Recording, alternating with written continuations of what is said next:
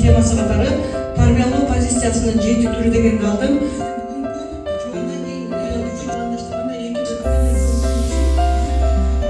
Көйгөй билим берүүдөгү тарбиялоодогу ыраттуулуктун жоктугу, балага талаптардын бирдиктүүлүгү. Эгерде ата-энелер башка нерсени көздөй сүйрөсө, мектеп башка тарапты көздөй сүйрөсө, окуучу такыр башка тарапты көздөй басатын болсо, ара орунда жылбайт.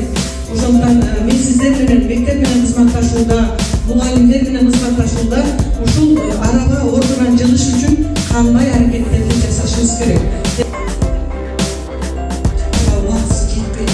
Өз алдынча ошондой амалдар бар.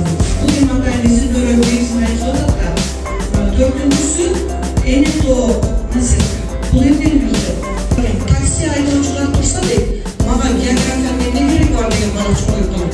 Репортинг өтө билимдүү, ар кандай окуяларды айтылган мыкты, билимдүү жана ар кандай кырдаалдардан чыгып кеткен, сыйкырчыдай болгон касиеттер персонаждын ролун аткарып.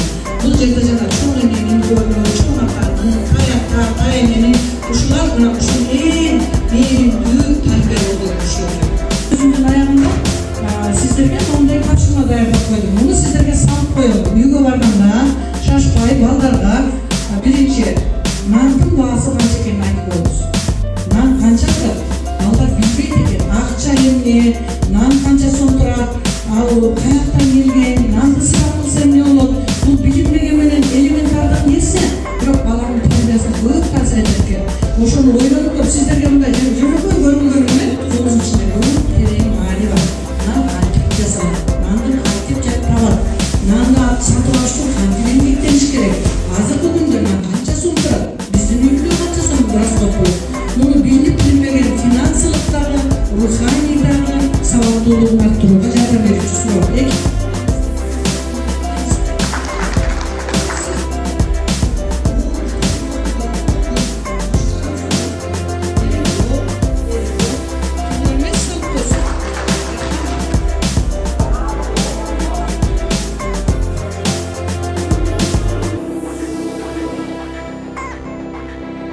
Өз алдынча оюндар уюштуруп атпайсыз, спортивныйчы ошолордо карасаңыздар бир дагы